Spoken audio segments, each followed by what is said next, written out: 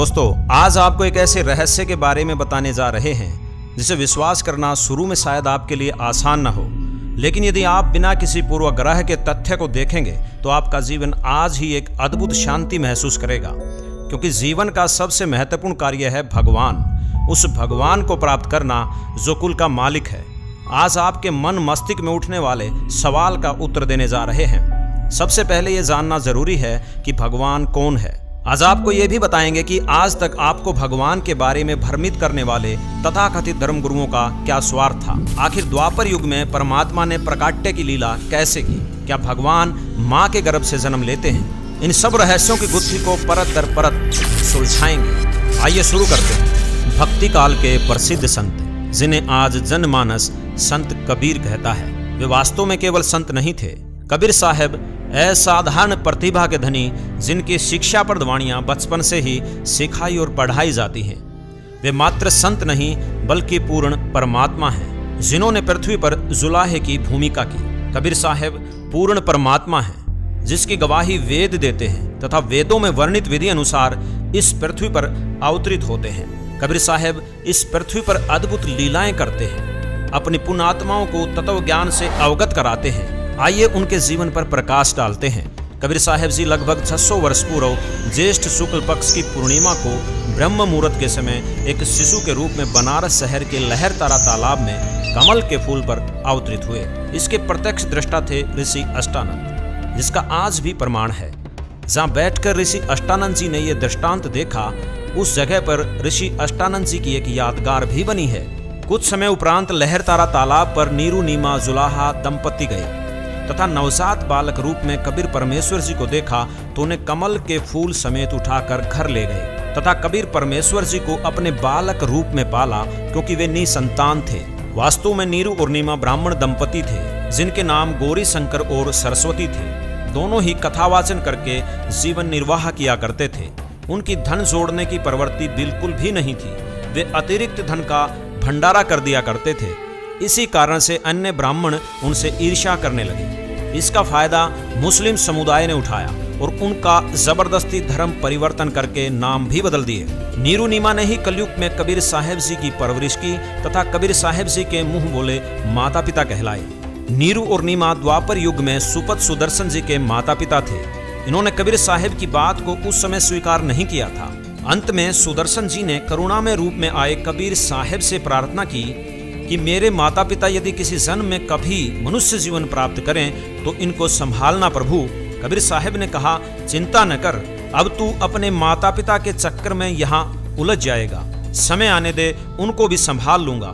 कबीर साहब जी ने भी स्वयं अपनी वाणियों में यह स्पष्ट किया कि उनके कोई माता पिता नहीं थे, न ही उन्होंने माँ के गर्भ से जन्म लिया तथा वे अजर अमर अर्थात अविनाशी हैं। कबीर साहब जी कहते हैं, ना मेरा जन्म ना गर्भ बसेरा, बालक बन दिखलाया, काशी नगर जल कमल पर डेरा, वहाँ जुलाहे ने पाया, मात पिता मेरे कछु नाही, ना मेरे घर दासी, जुल्हे का सुति आन कहाया, जगत करे मेरे हांसी।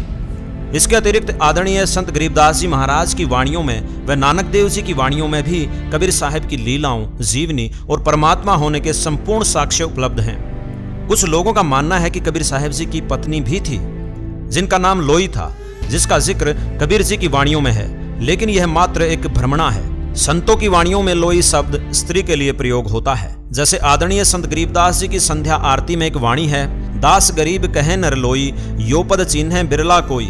अर्थात अपनी वाणियों के माध्यम से नर पुरुष तथा लोई महिला के लिए संबोधित करते थे। कबीर परमेश्वर जी की वाणियों में भी लोई शब्द का प्रयोग स्त्रियों के लिए हुआ है। कबीर साहब की मुंह बोली 2 संतान थी, पुत्र कमाल और पुत्री कमाली, जिसे स्वयं कबीर साहब जी ने अपने आशीर्वाद से जीवित किया था। एक समय दिल्ली का राजा सिकंदर लोधी के धार्मिक गुरु शेख तकी ने कहा कि मैं तो कबीर साहब को तब खुदा मानूं जब मेरे सामने किसी मुर्दे को जीवित कर दे। तभी एक दरिया किनारे लगभग 12 वर्षीय लड़के का शव बहता हुआ जा रहा था। उसी समय कबीर साहब ने कहा कि हे जीवात्मा, जहां भी है कबीर हुक्म से इस शव में प्रवेश कर और बाहर आ जा।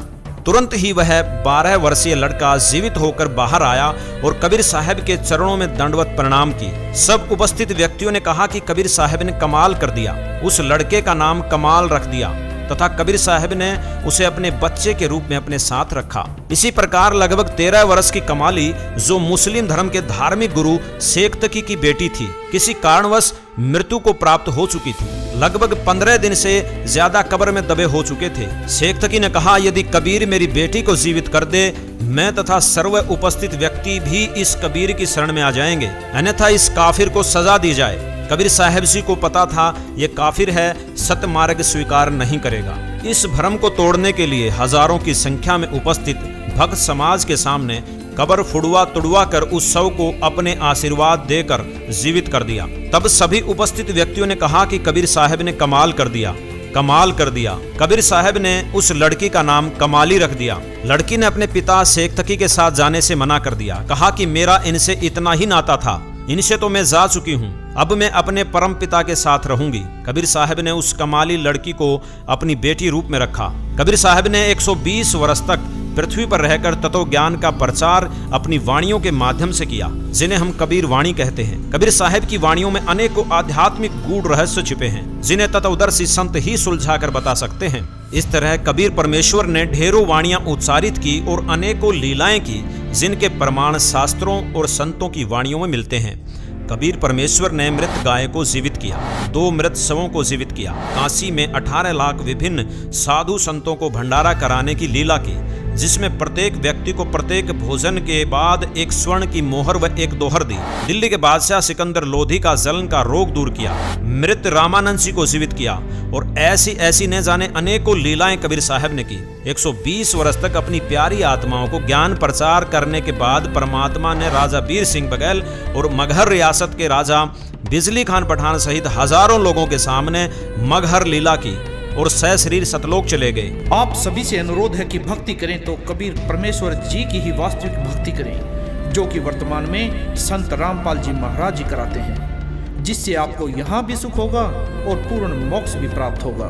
तो देर ना करें, शीघ्र अति शीघ्र संत रामपाल जी महाराज से नाम दीक्षा लें और अपना कल्याण करवाएं। धन्यवाद।